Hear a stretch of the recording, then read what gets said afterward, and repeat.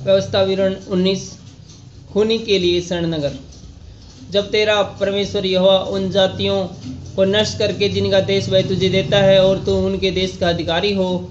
कि उनके नगरों और घरों में रहने लगे, तब अपने देश के बीच जिसका अधिकारी तेरा परमेश्वर यहोवा तुझको कर देता है 3 नगर अपने लिए अलग कर देना, और तू अपने लिए मार्ग भी तैयार करना और अपने देश के जो तेरा परमेश्वर यहोवा तुझे सौंप देता है 3 भाग करना, ताकि हर एक खूनी वहीं भाग जाए और जो खूनी वहाँ भागकर अपने प्राण को बचाए वह इस प्रकार का हो, अर्थात वह किसी से बिना पहले बैर रखे या उसको बिना जाने बूझे मार डाले हो। जैसा कोई किसी के संग लकड़ी काटने को जंगल में जाए और वृक्ष काटने को कुल्हाड़ी हाथ से उठाए और वह कुल्हाड़ी बैत से निकलकर उस भाई को ऐसी लगे कि वह मर जाए, तो वह उस नगरों में से किसी में भागकर जीवित रहे। ऐसा न हो कि मार्ग की लंबाई के कारण खून का पलटा लेने वाला अपने क्रोध के ज्वलन में उसका पीछा करके उसको जा पकड़े और मार डाले, यद्यपि वह प्राणदंड के योग्य नहीं है,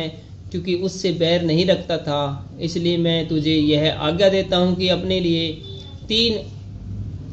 नगर अलग कर रखना। यदि तेरा परमेश्वर यहोवा उस शपथ के अनुसार जो उसने तेरे पूर्वजों से खाई थी, तेरी सीमा को बढ़ाकर वह सारा देश तुझे दे जिसके देने का वचन उसने तेरे पूर्वजों को दिया था, यदि तू इन सब आज्ञाओं के मानने में जिसे मैं आज तुझको सुनाता हूँ चौकसी करे और अपने परमेश्वर यहोवा से प्रेम रखे और सदा उसके मार्गों पर चलता रहे, तो इन 3 नगरों में से अधिक और 3 नगर अलग कर देना, इसलिए कि तेरे देश में जो तेरा परमेश्वर यहोवा तेरा निज भाग करके देता है किसी निर्दोष का खून बहाया जाए और उसका दोष तुझ पर न लगे। परंतु यदि कोई किसी से बैर रखकर उसकी घात में लगे और उस पर लपक कर उसे ऐसा मारे कि वह मर जाए और फिर उन नगरों में से किसी में भाग जाए, तो उसके नगर के पुरनिये किसी को भेजकर उसको वहां से मंगाकर खून के पलटा लेने वालों के हाथ में सौंप दे कि वह मार डाला जाए। उस पर तरस न खाना, परंतु निर्दोष के खून का दोष इजराइल से दूर करना, जिससे तुम्हारा भला हो। प्राचीन सीमाएं। जो देश तेरा परमेश्वर यहोवा तुझको देता है उसका जो भाग तुझे मिलेगा, उसमें से किसी की सीमा जिसे प्राचीन लोगों ने ठहराया हो न हटाना। गवाहों से संबंधित नियम। किसी मनुष्य के विरुद्ध किसी प्रकार के अधर्म या पाप के विषय में, चाहे उसका पाप कैसा भी क्यों न हो, एक ही जन की साक्षी न सुनना, परंतु 2 या 3 साक्षियों के कहने से बात पक्की ठहरे।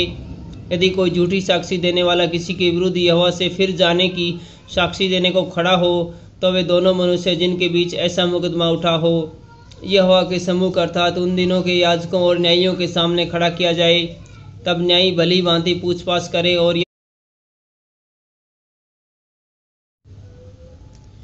और यदि इस निर्णय पर पहुंचे कि वह झूठा साक्षी है और अपने भाई के विरुद्ध झूठी साक्षी दी है, तो अपने भाई की जैसी भी हानि करवाने की युक्ति उसने की हो वैसे ही तुम भी उसकी करना। इसी रीति से अपने बीच में से ऐसी बुराई को दूर करना, तब दूसरे लोग सुनकर डरेंगे और आगे को तेरे बीच में फिर ऐसा बुरा काम नहीं करेंगे। और तू बिल्कुल तरस न खाना, प्राण के बदले प्राण का, आँख के बदले आँख का, दांत के बदले दांत का और हाथ के बदले हाथ का, पाँव के बदले पाँव का दंड देना। Thank you.